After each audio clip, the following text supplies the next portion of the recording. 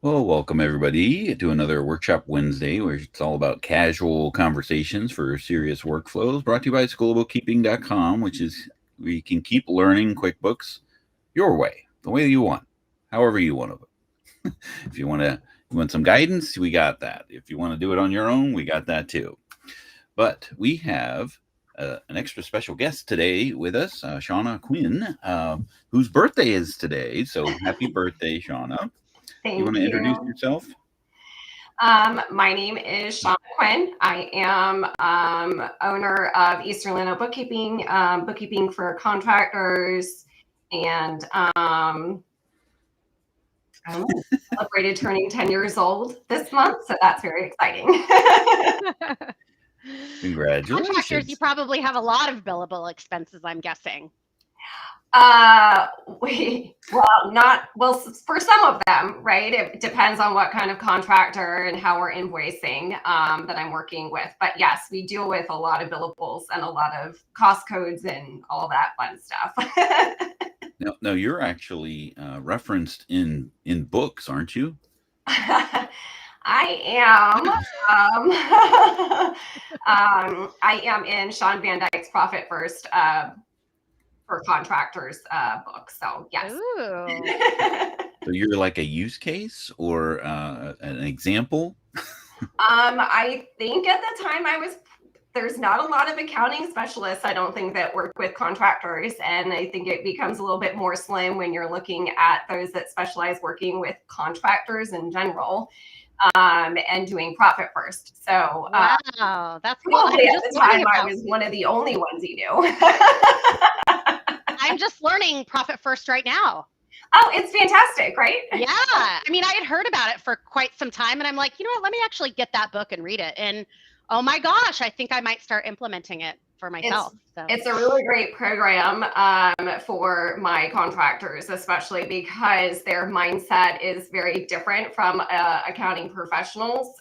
Yes. They're not as critical thinking, most of them, especially if they don't have their wife to help me with the counterbalance of office stuff. So or an office manager. The men are just, not as organized, I want to say. Their focus is on the building of the business and the building in general. So right. Building of the buildings. Yes, the buildings themselves. Now, how did you find yourself gravitating towards contracting in general as a specialty? I think probably because my dad is a contractor. That's kind of the way we would sit down, and I was a numbers kid my whole life, and he was a contractor, but also a numbers nerd. So we would sit down and draw up stuff and work on things and budgets and stuff. And I know that sounds really kind of stupid because that was like for fun. Well, you only have to say the word PayPal, and then Rachel gets really excited. I think that's fun. I think bookkeeping is fun. I love bookkeeping. Yeah, it's a great way for me. I'm not like diagnosed OCD, but I'm pretty sure there's a good bit of it in me. So this helps me sort of balance my life and not taking so much. I can get my OCD out on my work and perfection, the need of perfection in my work, and then I can clock out and be okay with the fact that my house laundry's not done, like in perfect state all the time. Excellent. So, and I just want to talk one more thing about contracting and QuickBooks in general before we dive into our topic du jour. There's a mindset out there that you cannot do job costing in QuickBooks Online, but you say otherwise, right? I do. There's workarounds in it, especially for clients that I have that are operating on the balance sheet side, like a home builder, as opposed to a remodeler. So there's workarounds on it, but the advanced one is a great option because I can easily export live documents and live reports, and have taught them how to do it very easily. So it'd be great if QuickBooks came out with that option for the project screen to show us balance sheet balances and breakdowns. But for right now, this works fine, and it works great for the clients that I have. The biggest one, which I think is a good leeway probably into our topic, big home builder I worked with for about 5 years out in Texas. They did about 115 to 150 homes on an annual basis. So we were doing a lot. There was a lot of stuff that went in and out of the books, and there was obviously the need to track all of that, whether you're a little small home builder doing a few homes a year, or you're doing 160 homes a year. The need to still be profitable is the same. They were very particular about how they wanted to see reports. And so, we did it just fine, and it worked for them. And it's been a great tool. I use QuickBooks Online for every single client that I have now. I do too. I finally moved over to online from desktop, which was fun. So the last one that you were trying to move over is where our story, our saga begins here, right? It was a large enterprise QuickBooks company file, and you had tried to move it over yourself, and what happened? So like what was the result of that? So this particular one had multiple companies, and I moved over the smaller of their companies into the online file, and was had the nice surprise to learn that everything, even journal entries somehow, and deposits, and everything related to a job somehow got marked as billable. Which was a lovely surprise. I was actually really glad to find it on the smaller of the companies, because then I only had 100 and something homes to clear that out with before moving on to the other one, which had, like I said, 150-ish homes on average a year, and their data dated back for 10 years, I think. So there would be a lot more to clear up manually. So what Sean is talking about there is, I'm just sharing my screen here. This is just a sample company. This is not, anybody's company per se, but when you look at the sales section inside of QuickBooks Online, there's this money bar across the top, and it's got, how much is in estimates, all the way to, what's been paid and deposited. And there's this section in here called Unbilled Income, right? Which, if I were to click on it, it filters the whole thing for what is quote unquote unbilled income. And there were, in this particular case, there's a couple charges in here, one for $30 and one for $10. If I were to drill in on them and open it up, and it looks like right before we got onto the live here, there was some login issues with QuickBooks Online, so I may not be able to show this exactly the way I'd hoped. But if I were to edit this charge, yep, there it is. Okay, there it is. Okay, so this is a delayed charge, and what do I have here? The company's here.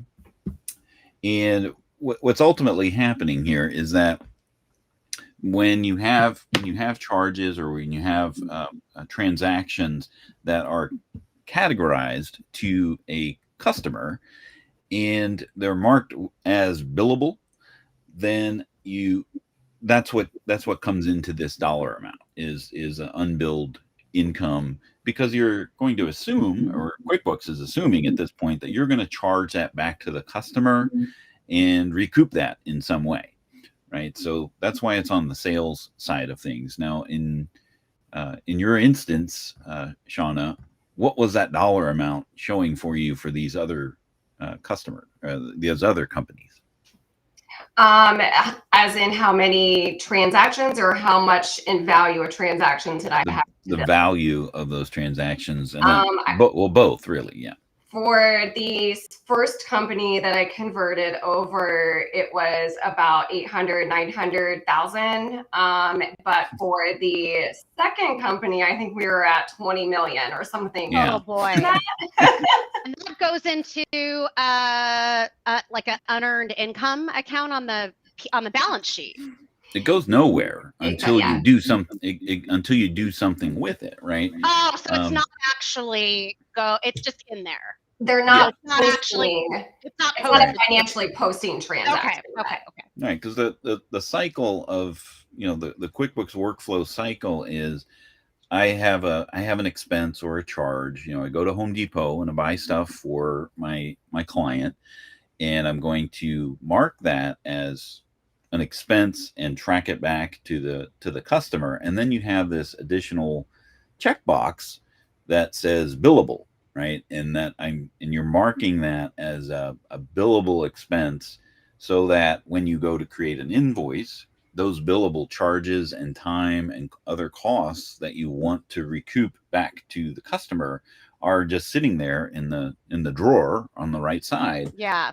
Just waiting to be like, okay, I want to be income. I guess I was thinking about like those. Yes, those have already been recognized as expenses on the P&L. Yeah. That could then be billed back to the client. But I guess I was thinking about that term that you just said, which is unearned revenue. Unbilled income. Unbilled income. So that's I guess I was thinking maybe time charges or something like that. It could be. It could Okay. be. Okay. It's it could be any transaction that has that check mark. Okay. Except in our case, in the desktop file we were using, it didn't actually show me that anything was checked. Now, is that something that normally happens when you do a conversion, or is this just something gone awry? No, this is a nuance, right? So to Shanna's point, in desktop, there is no such thing as this money bar that shows unbilled income, right? So if you don't know that you have all this stuff sitting waiting to be billed, it's not going to bubble up to the surface until you convert to QuickBooks Online, because the QuickBooks Online will see that checkbox. And let me just share here for a second here. So I've got two things showing here. So I've got a QuickBooks Desktop sample file here. So here's a check, right? And they've got general administrative utilities. They've tracked it, and this is the culprit here. I don't know if you can see it. It's this tiny check mark, and it says billable with a question mark. Is it billable? And if it's checked, then that's what you're telling QuickBooks, that this is a billable expense that will ultimately be billed back to the customer.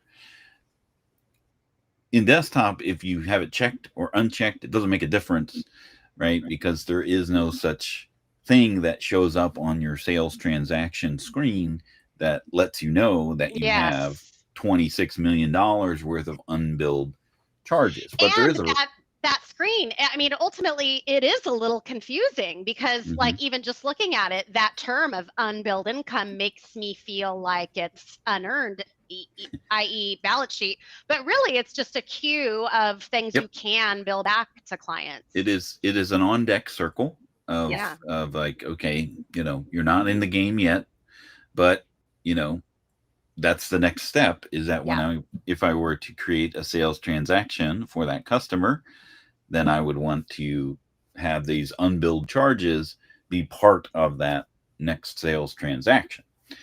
So in your case, Shanna, these were not charges that were eligible to be recouped. This was basically a situation where they shouldn't even existed. But if we were to move all this over, there would be a $26 million bar on their on their money bar. Right. That would be awful. Very, very distracting. Right? Like, what do I do with these these things? It's confusing. Yeah.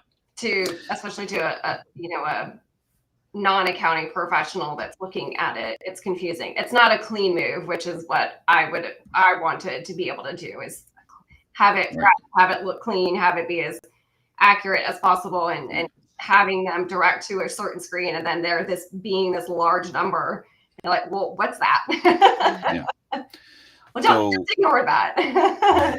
Right. And you can only say ignore that for so long before somebody doesn't ignore it. Right. Right. Yeah. So you want to clear those things off. Right. So fortunately for Shanna, she knew the solution was, there's, I can go in, the options are once it moves over and you have this amount in there, I can go into each of these transactions and uncheck that. Well, that's a lot of clicking. One by one by one by one. Right. Yeah, if you can imagine the accumulation of what makes up $26 million. And that was if we just accounted for expenses, because somehow deposits were being marked as billables too, which was the really odd question of like, how did that happen? If you took those deposits out, which were essentially their sale, like the revenue from the sale of that home. So it was between $250,000 to $600,000, $700,000, which that value decreases your overall billable amount because it's adding it back in. If you took those out, we were probably like 3 or 4 times what it was reflecting. All right. Now, QuickBooks has a kind of a secret utility, which is this URL that I just typed in there. So the way you get to it, so you can't navigate to it, which is part of the challenge, right? You kind of have to know the secret, right? Wow, I never knew this.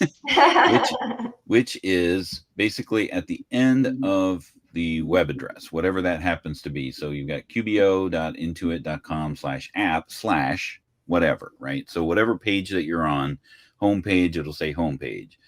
Invoice, it'll say invoices, right? So if you change that to manage billable expense, even though you want to manage billable expenses, you just manage billable expense. This screen comes up, which will allow you to put in a date, right? So I'm just going to choose today and see if this actually works. So it'll be nice. Because these were actually delayed charges, I doubt they would. But it allows you to put in a date. You hit save. And what QuickBooks, in theory, would do is go through all of those prior to that date and remove the checkbox. Right? Nice. So that is great when it works. Wait a minute. Are you saying potentially it might not work? Right. And there's reasons, right? And that's what we're going to talk about, is why this wasn't working for Shanna, because she knew this. She would go into that. Oh no, now I'm I can't access. This is the shenanigans that's going on with QuickBooks these days. Yeah, I'm having trouble with QuickBooks right now too. So our timing was horrible. So it's still there, right? Because these are actually delayed charge transactions. I'm curious if I were just to create a check here. What was that one? Well, now QuickBooks is not going to behave because it's funky. But let's see. We don't want a Canadian vendor, but we do want a category. I'm just going to use advertising. And we're going to put in the project, which is 1, 2, 3 schedules, and it's $100, and it is billable. This is the condition that would happen, right? And I'm going to put it for the end of last year. Save and close. So in theory, when I go back to my all sales and refresh, drum roll. Come on, QuickBooks. Well, it's there for $150. There it is. Okay, so it did update it to now $190.73 with those other things. So now if I go back to that manage billable expense, there we go. And if I were to choose the end of last year and hit save, I would expect that check mark to go away because it qualifies as an option to remove that checkbox. We shall see. But while this is doing that, so there's when you convert from desktop to online, whether you've as long as you haven't billed these billable expenses back to your clients, they'll come back into that unbilled income section. And in the challenge is that this tool really doesn't work for that because of the nature of the desktop moving to QuickBooks Online with regards to inactive list elements, right? So okay.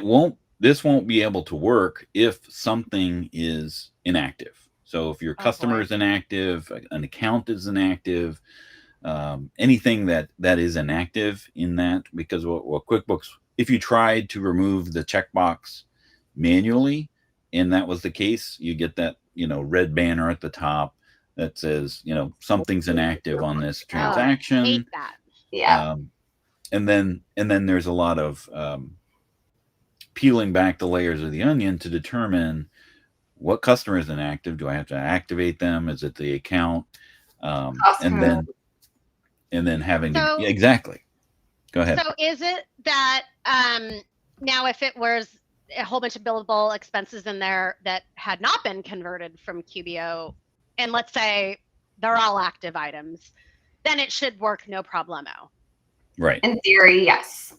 Okay. And here we go. It's still there.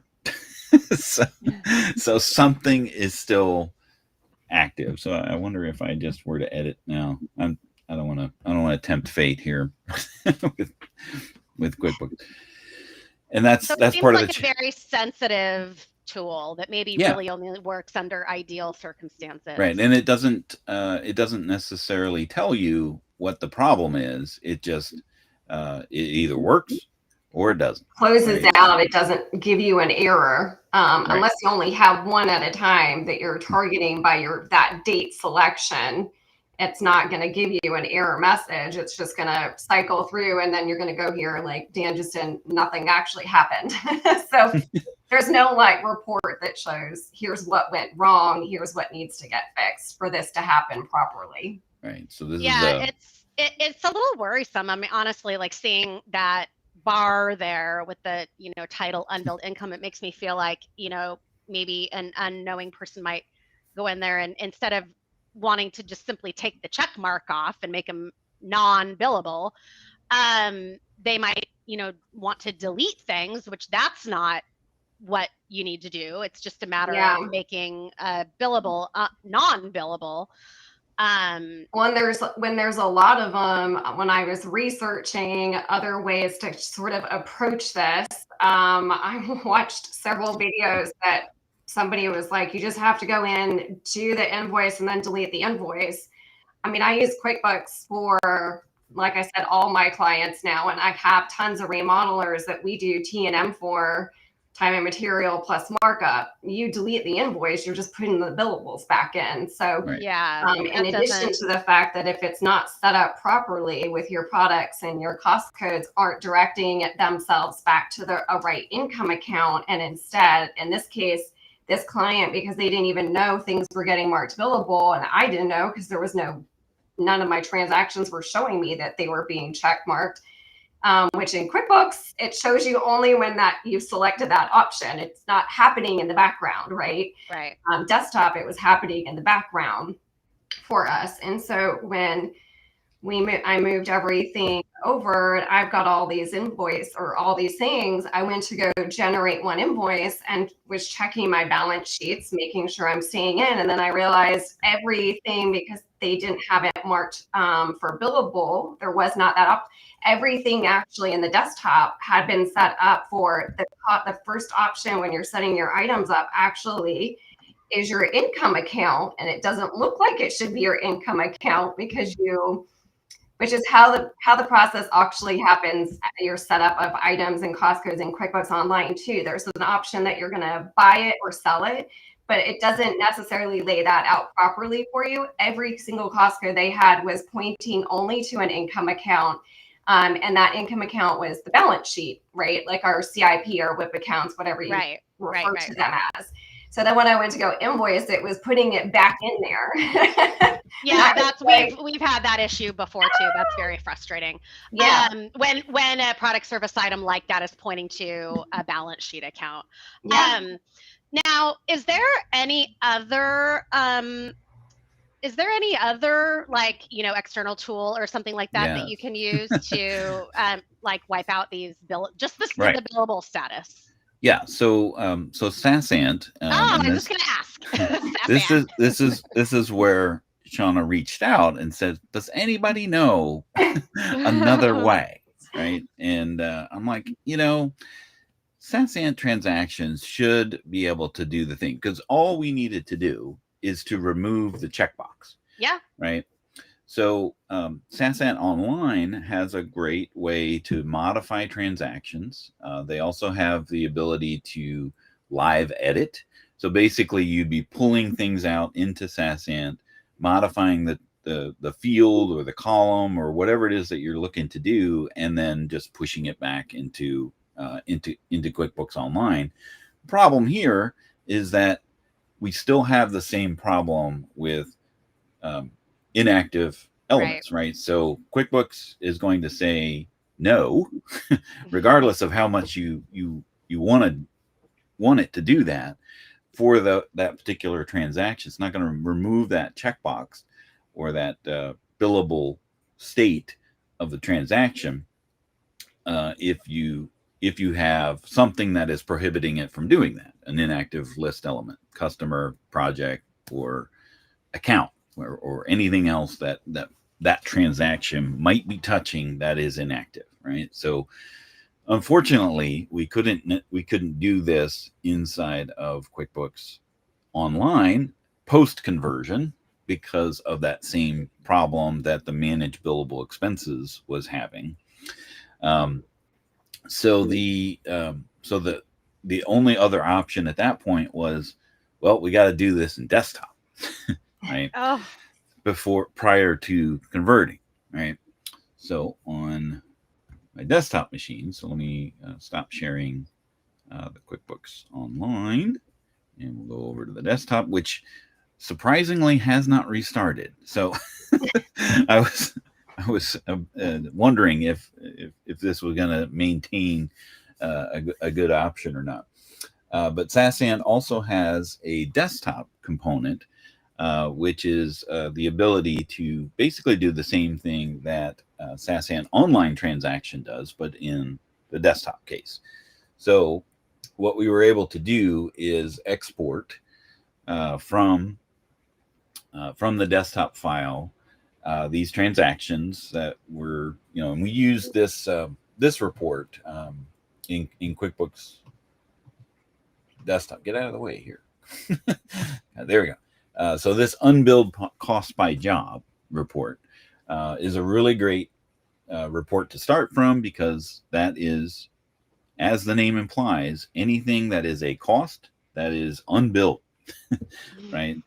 And it's doing it by job. So it's like sorting these out by job. So what I was doing with Shanna was I went in here and changed the total by to be by year or by transaction type.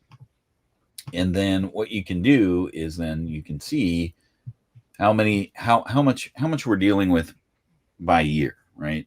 So in this particular case, if we wanted to do that, we could pull out the journal entries from 2022, modify that field, and then just re-upload it back into the desktop file with that option unchecked. Then when we convert it over to QuickBooks Online, it's not unbilled income, It's not in that state. So much better of a circumstance. But The that's something that problem, you'd have to know yeah, ahead of time. Because in Shauna's situation, she's saying she didn't realize that all those unbilled yeah. were in there. But I Well, guess that it's like one of those things to kind of add to your list of before you convert, look in there and see, are there any unbilled expenses? And if so, you know, do you want those coming over to QBO in that conversion? exactly. Like if I run this report on this particular company, the grand total is a negative, right? So this is all sorts of transactions Yeah. that are sitting, and you know, for sure, this is a conversation starter. We're like, why do you have negative unbilled costs by job? Hey, I owe people. Yeah, exactly. That would be yeah. I don't. Whatever it is, it's not unbilled costs. Right. Yeah. Right. And because they have a lot of journal entries, you know, that would probably lead me into that conversation of, well, how these got in here, who's entering these transactions, is this an adjustment that was done by the accountant or the tax professional or somebody that's not in the scope of work, and maybe these shouldn't be at all, right? And that's what we discovered in Shauna's case, is that there were tons of journal entries going to asset accounts that weren't even income, they weren't even expenses, like they weren't costs. they were just being tracked, you know, in that fashion, and that check mark gets checked sometimes without people realizing that it got checked. That's what I was just gonna say, is maybe it's so tiny, and maybe somebody inadvertently had it on like default, like check the box instead of, exactly, you know what I mean? So there's lots of conditions that could have caused that workflow to happen, but this is one of those things that bubbles up to the surface because of the differences between the two platforms of desktop versus online, right? So that's how we had to do this, and this was quite a project because we had to do it in a fashion of, you know, because the way that Saasant transaction works is you can only do this by transaction type. So we started with that report, sorted it by and by date, right? Yeah, we had to export the transactions through the magic of find and replace in Excel.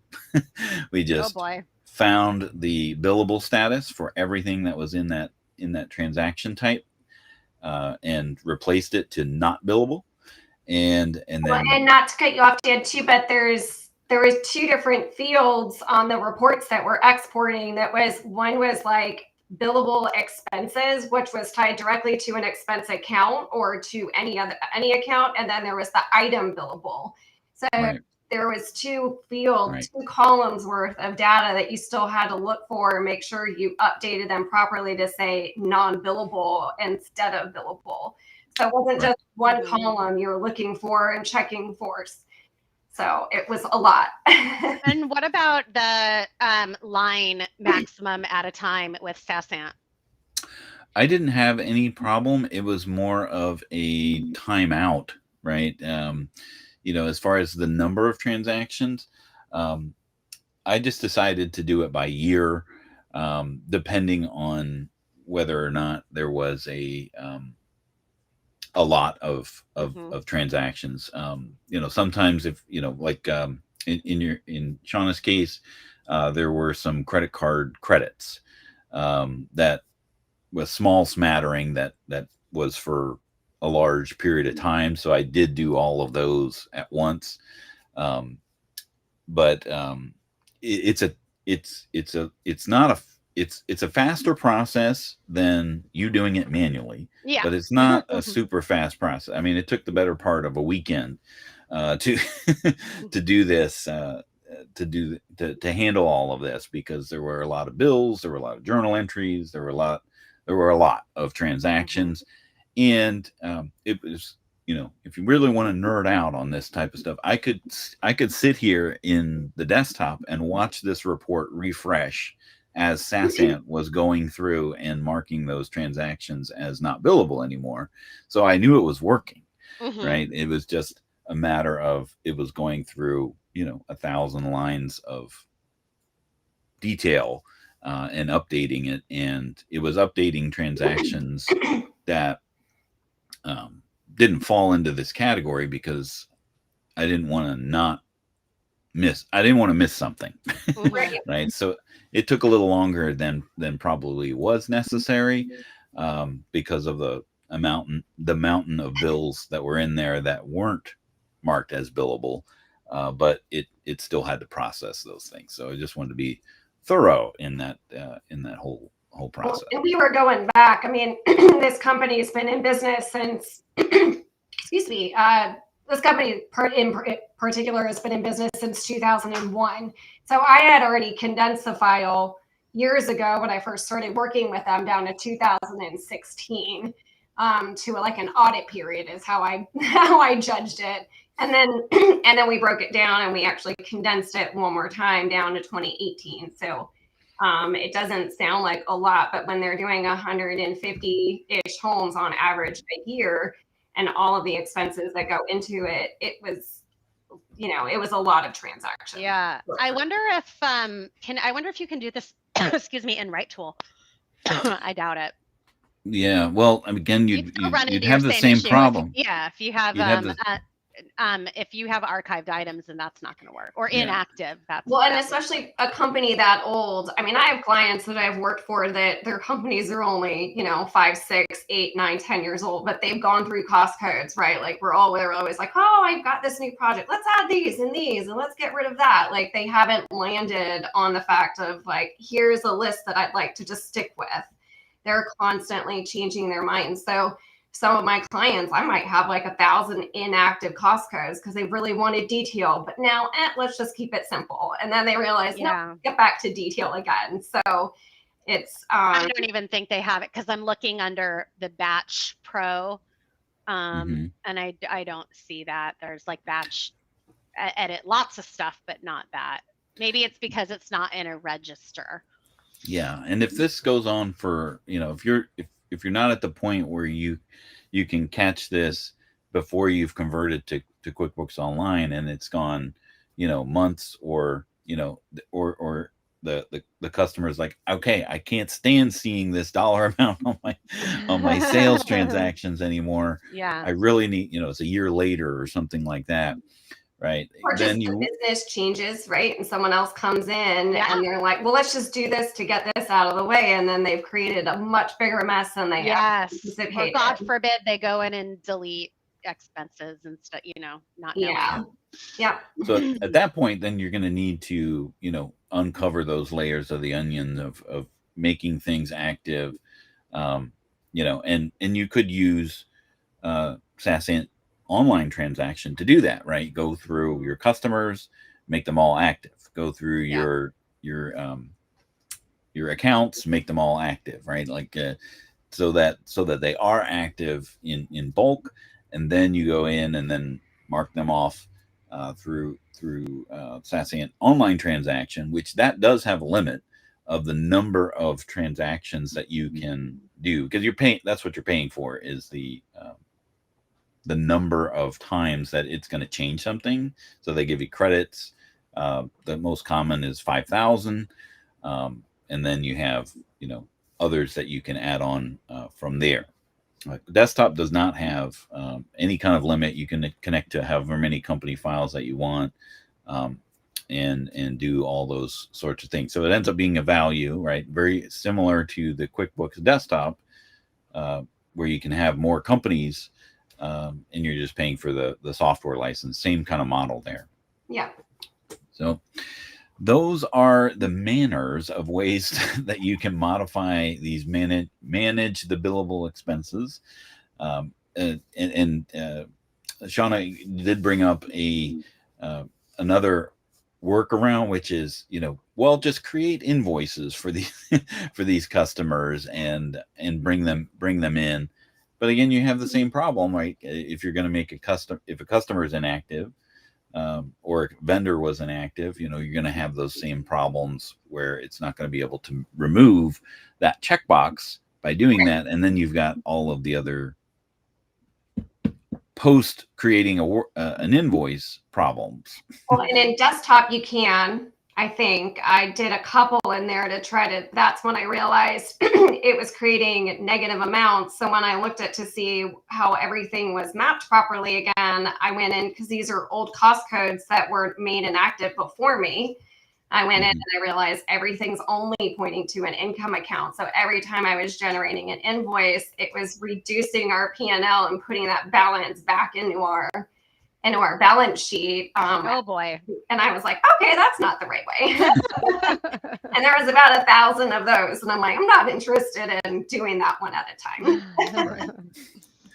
Yeah. So that's another alternative as well, but you're going to have to do something with those invoices inside of QuickBooks to button up that whole process. So those are the variety of ways to do that. But in our case, taking care of it at the source was the fastest process. Yeah. It still wasn't the push a button, easy button press. It was the cleanest way to hand over a converted file from that size from desktop to online. I feel like it was delivered better that way than delivered with all of the billables, because I feel like that we've only done like a part of it. We haven't really truly balanced the books out and made sure of it being accurate. So, and then as far as this client is concerned, they were none the wiser that this was a huge problem, right? I mean, no one they would have. They, like I said, the check boxes weren't even populating on our side. So I never thought to even look, because in online, everything shows the box. If you're going to market, you have the option to market billable. And this particular client used Bill.com. We used Bill.com for me to manage their payables, and it didn't show up in there either. So the whole thing was really odd, because I've used all these platforms individually for the last 20 something years, and I've never seen that. That's why there's just always a surprise, isn't there? Yep. It always makes it fun. Yes. Fun, yes.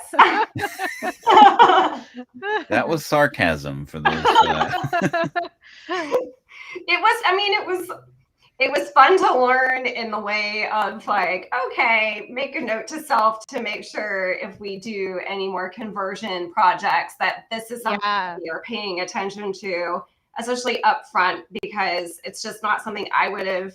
When I quote a project, I'm diving into their books, but that's not something I've ever looked at, because I've never seen it happen that way. Yeah. So now that I know that it can happen that way, I will be looking at additional reports before I estimate for a cost and time. Yeah, definitely. Yeah. That time that was a lot of added time. And before that weekend of doing the work, I mean, Dan and I were playing with different ways of how we can accomplish this in a time that wouldn't impact them from a business owner perspective too, because they have much going on that it, I'm like, I can't have them not be in their books for an entire week that I need. Right. They need to be able to get in.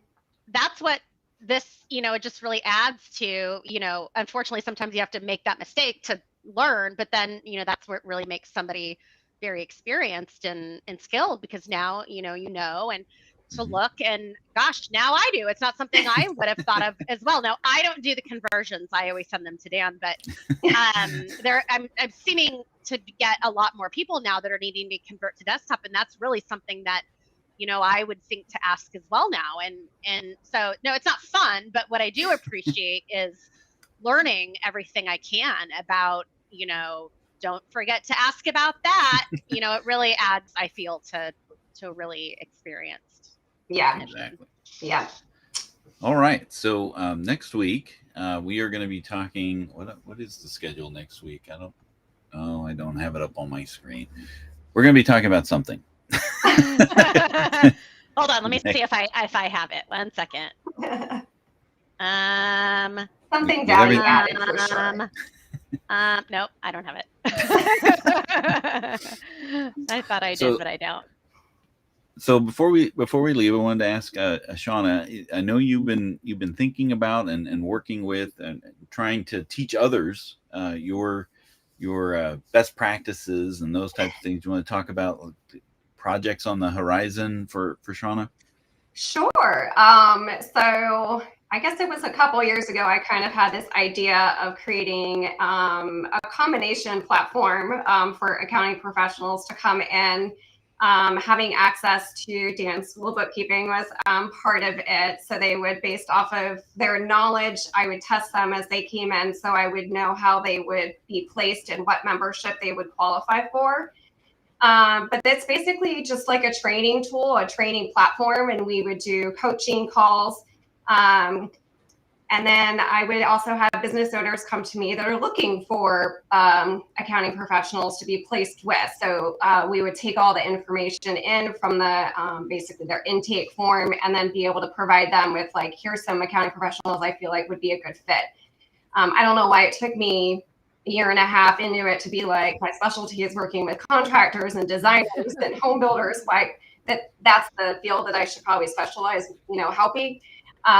So now I've taken it in that direction. And so Dan's going to be a big help with that. We're going to do some job costing stuff on the School of Bookkeeping. Oh, cool. I'm really excited. I've dealt with some, other than this conversion project, I've seen some pretty terrifying books that have come my way from experienced accounting professionals for designers and home builders and stuff. So I think that there seems to be sort of like a lull and not as many of us out there, but there's great opportunity in it. And I can't be the only person that has a little OCD, the need for perfection. And I just think that this will be a great tool for anyone who's qualified enough and wanting to learn to how to sort of hone in on these additional skills of job costing and different ways of utilizing Profit First for your contractors and home designers and stuff like that. Oh, awesome. Hey, We look forward to being a part of that on your journey.